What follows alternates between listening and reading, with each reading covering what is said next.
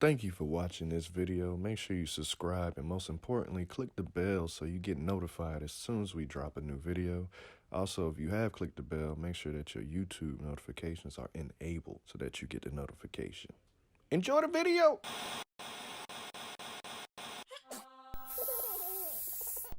This is the epic tale of the Magic Miami Key.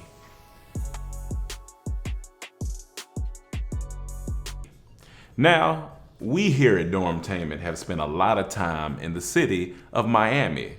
Granted, Mike, Chaz, and Cam are from there, but we have spent a lot of time together as a unit there. I mean, we've been to all the schools in Miami, FAU, FIU. We've been to 2 schools in Miami. So, yeah. But when we're there, we have lots of fun. It's a lot of great things about Miami. I mean, great food, great scenery, there's beaches.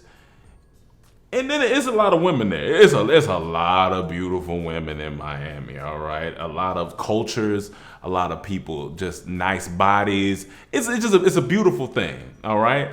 So it harkens me back to a time when I was in Miami once, and me and a lady had been conversing online, you know what I'm saying? Just, chit-chatting it up, getting to know each other. So it was nice. And I was like, you know what? Hey, I'm coming down to Miami with the boys, you know what I'm saying? So maybe we can meet up. Maybe I can kick it with you, stay with you. And she was like, all right, cool. So this was our first time meeting, so I was super excited. So I get to Miami and we meet. She looked good in person. There's no catfish going on, you know what I'm saying? I was like, all right, things are starting off on the right foot. I like this. And I got 2 big feet, so starting off on the right foot is important because if I don't, I'll trip. So we was there, and the first night she had everything planned out. It was a nice schedule. I was like, okay, she about her business. She got the scheduling going on. She was like, all right, we're gonna go here. We're gonna go to eat. Then we're gonna hit this rooftop bar. Then we're gonna probably go around a couple of other spots around my area before we go back home. And I just got off the plane. I was a little tired, but I was like, you know what? I'm in Miami. Let's do it big. Cool. So we hit the restaurant. We go to the house first, right? We change clothes. She get in her nice little dress. She looking real scrumptious, real delicious. And me, I was all right. I had on a button up. Like, it was cool. Like, the dress was straight. That was cool.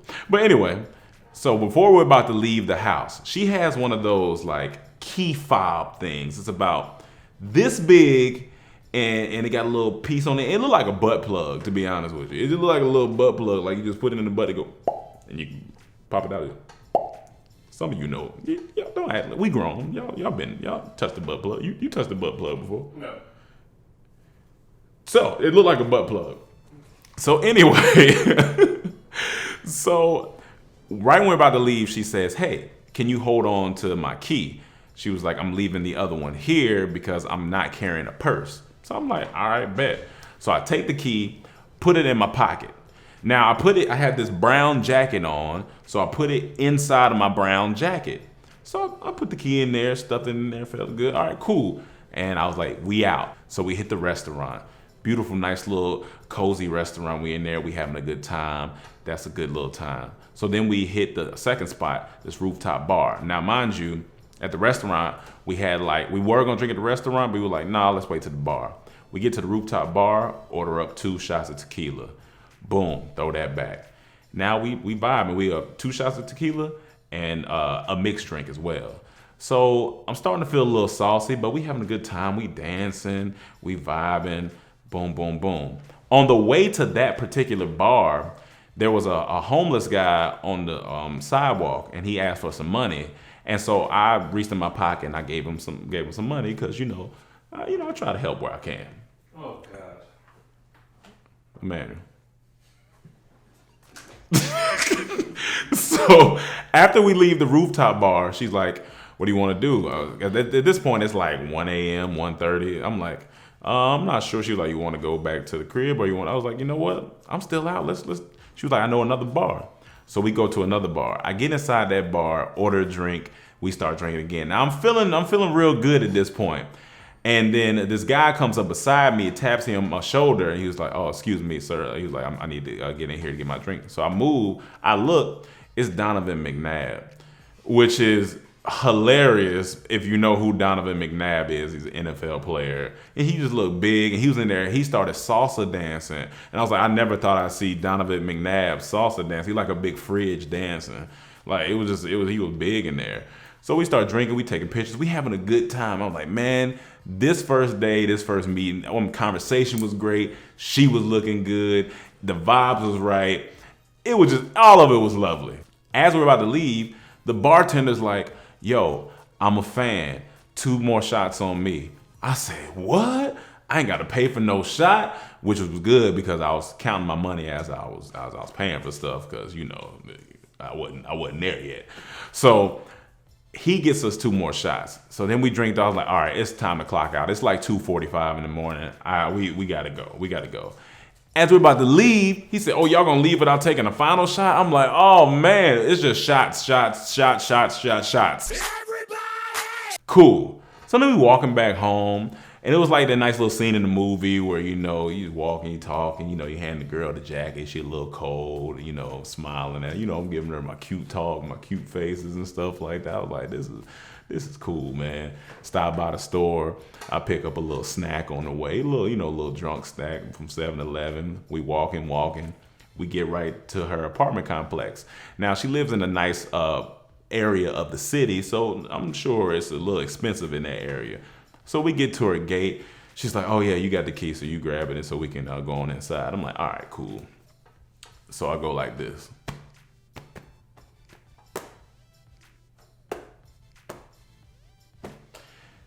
And, you know, guys, we pat everything when you look at it. Just so I turned into a stump of the yard.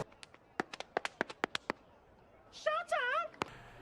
And immediately my heart sank to my stomach, and she was like, "What's wrong?" And I was like, "Oh, nothing." I was like, "I probably put it in another pocket." She was like, "You okay?" I was like, "You," you know, you ask stupid questions. You handed me the key, right? I was like, okay, I'm just making sure because I wasn't sure if I passed it back to you in the midst of everything going on. I was like, cause I can't I can't find the key right now. And she was like, what? I was like, the key that you gave me earlier, the little key fob, I don't feel it in my pocket. So like, we didn't leave it nowhere, did we? She was like, well, you had it. And so in my mind, my heart is racing, my stomach is hurting, cause I'm like, I said, all right, so this is when you start coming to solutions. I was like, all right, well, this is what we can do. How about we can call somebody to open it. They can open it up. Cause she was like, we can get inside the gate. I just can't get inside my apartment. I was like, oh yeah, what about, they got a maintenance guy or somebody around here. She was like, yeah, it's $100 to call him. I said, okay. We not gonna do that. And then you got to pay an extra fee for them to unlock the door, and then it's past hours, so nobody's available right now. Okay, so that option's out. I said, okay, what? She was like, it's fine. She was like, don't worry about it. I was like, no, we got to worry about it. She was like, no, I just got to go in the morning to get another key, but it's like $250. I said, the butt plug is $250? She was like, yeah. And immediately I know I'm the guy. I can't let her pay for it. I know I'm gonna have to pay for it, but if I have to come out $250 and I just got here, it's gonna be whack. I was like, this ain't gonna be good. So I was like, I said, no. This is what we can do. Mind you, I'm drunk. I was like, this is what we can do. Both of us drunk. And I felt bad. I'm like, if this is how the night starts, this how the trip starts, like this is it. Like this is pretty much it. I said, why don't we retrace our steps?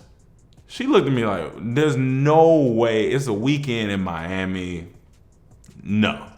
I said, we got to try. In my mind, I am completely convinced I'm not finding this key. But on the outside, I had to keep it confident. So I said, yeah, I said, it's there. It's got to be. We just retrace our steps. She was like, we went to 3 different places. I was like, it's fine. We gonna find the key. So cool. We start backtracking. Now we backtracking and I'm looking at the ground. I'm just walking, looking at the ground. I look stupid because I'm like, I know I'm not gonna see this small. It's nighttime, so I passed this one group that we walked past. I was like, hey, y'all see a little small key hanging around here, look like a butt plug? And they was like, no, I don't know what type of stuff y'all into. I was like, no, that's not really a butt plug. It just look like one. And they were like, yeah, I ain't seen nothing. I was like, all right. So we keep walking. So now we going backwards. So we hit the last place, the bar. I go back in there. It was just about to close. It was like 3:30 or something by this point. And I was like, hey, bro, did you see a key like by the bar or anything? Did somebody turn the key? He was like, nah, man. He was like, a key? Like, I was like, yeah, a key. He was like, nah. I was like, all right. So Donovan and them was still in there. I was like, hey, Don, you see a key laying over here? And he was like, no, I ain't seen no key. So I asked everybody to excuse me. And it's awkward because people just looking at me. I'm trying to find the key and I'm drunk and I'm like, all right. And she's looking too, but she's already in her mind like, she was like, we can just sleep in the car. I just got off the plane. I really wasn't trying to sleep in the car till I think like 8 in the morning, 9 in the morning when the office opened up. So cool. We leave that spot. So we go outside and I'm like, oh, I was like the homeless guy. When I reached in my pocket, maybe I took it out and it fell out that way. She was like, well, that's another block away. I was like, we gotta go try. So we walk over there to where the homeless guy was. He gone. So in my mind, I'm like, he done took the key. Homeless guy, he done took the key. He don't know what house it is. He about to just go around the city putting keys in holes trying to figure out what house it is. So then I'm looking around. I don't see it. She's like, look, it's a wrap. Like we can just. I can pay for the. I was like, nah, you're not gonna pay for that. In my mind, I'm like, oh, I wish you would pay for it. I really ain't trying to. But I know I can't. You can't. I can't. It's my fault. I have to pay for it if we don't find this key. But I don't want to pay $250. It's like, yo, come on. At the time, $250. Hey, that's a lot of money. So I'm like, all right, man. All right. So she's like, come on, let's just walk back. We sleep in the car. It'll be cool. I was like, in her mind, she probably thinking, this irresponsible ass nigga. Like, you come here, you can't keep track of a key. I know you can't keep track of nothing else. And in my mind, I'm like, I know she know I can't keep track of nothing else. Like, this ain't good. I said, all right, one last thing. I said, what time does that rooftop bar close? She said, we're not going there. I said, we gotta go there. I was like, you gotta have faith. And that's the problem. You got to have faith in these situations. You got to understand that we have to speak it into existence. You got to believe before you see it. I'm saying all this stuff, but I don't even believe what I'm saying. So it is what it is. She said they close at 4. I look at the watch. It's like 3:45 now, 3:50. So we start speed walking. Trying to get to the spot. So we get there. The security guard that was out there earlier was like, "What y'all know we about to close?" I said, "Bro, could you let me up at the elevator? I lost a key." He was like, "You lost a key in there?" He was like, "That key gone, dog." I said, "I don't need your negativity right now. Could you let me upstairs so I can go find the key?" So cool. He lets me upstairs. We both go upstairs. We get off the elevator. It's another dude that we seen earlier. He's like, "Y'all back? You know we closing." I was like, "Yeah." I had lost a key. He's like, "You lost a key in there?" I was like, "Why y'all?" "Yeah, I lost a key. I'm trying to find a key. It's like a little butt plug situation." He's like, "All right, let's go look." So they in there sweeping. Oh, I see niggas sweeping. I'm like, oh man. So they in there just sweeping and cleaning and wiping down. I go to the bartender. I said, "Hey man, you remember us from earlier?" He's like, "Yeah, I remember you." He was like, I was like, you seeing a key around here somewhere, like a little butt plug, like look like a butt plug?" He was like, "Yeah, no, I haven't seen that." He said, "Yeah." No.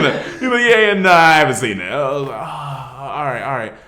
He was like, "You can look around here though." He was like, he starts looking. We all start looking in the area. It's clearing out. It's only me, her, and a couple of people in there. And so I'm like, all right. So I sit down. Buddy just hands me a drink. He's like, "You look like you need this." I was like, all right. So she sit down beside me. She was very, very, I give it to her. She was very calm in the situation and very like, it's okay and da-da-da. But in my heart, I felt like a failure. And I was like, what is going on? She was like, "Look, it's almost 4:00 now. We sleep in the car. It's going to be like 4 hours. It'll be cool. Like, I'm not tripping.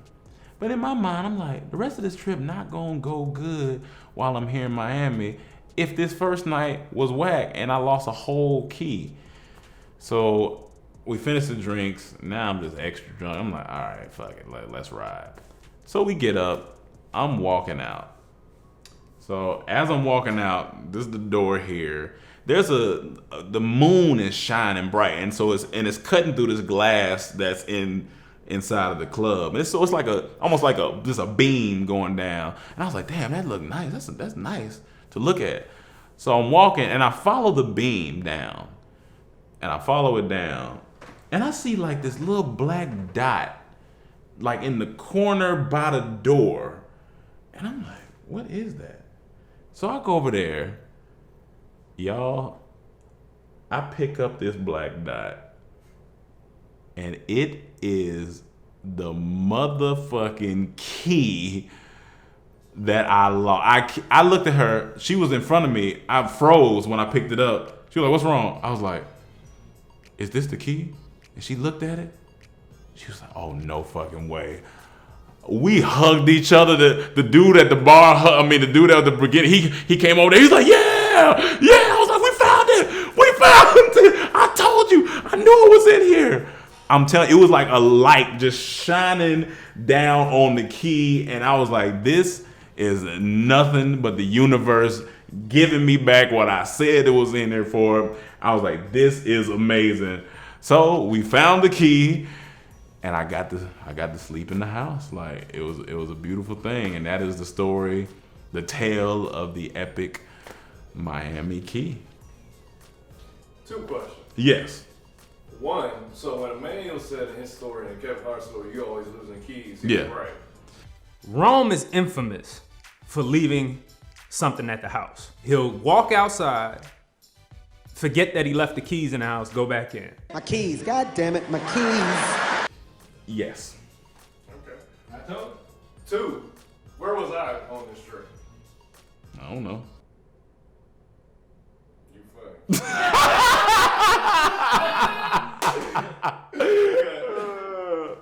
You're an ass.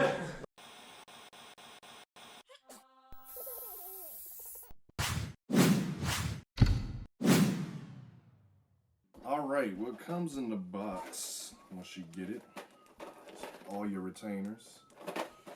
I got 15 of them, so it's gonna take me 15 weeks to straighten my teeth. And I only got the top teeth because I need a bottom tooth extracted. But what's cool about Bite, they work with me, so they'll still help me with my top teeth until I get my bottom teeth situated. So I got 15 retainers all in this box. Also, got some accessories. I got what you put your retainers in, carry around when you take them out to eat, or if you out or whatnot at a restaurant and you're on a date, put it in there. And I got some whitening foam to use, whiten my teeth.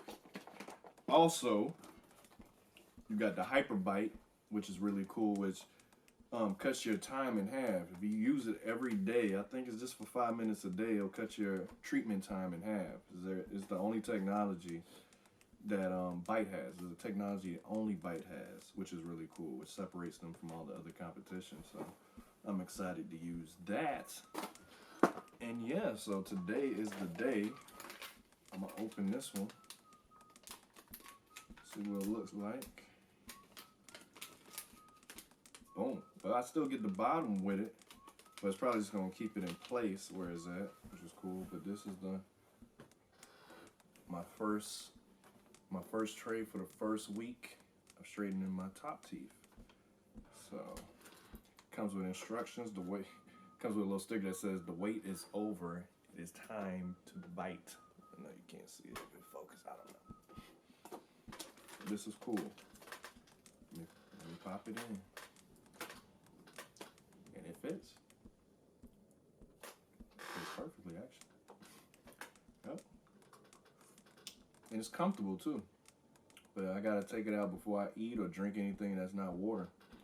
So that's cool. Let me put this in the tray. So if y'all want to start on this journey, just use my code BITEDT. What's going on, everybody?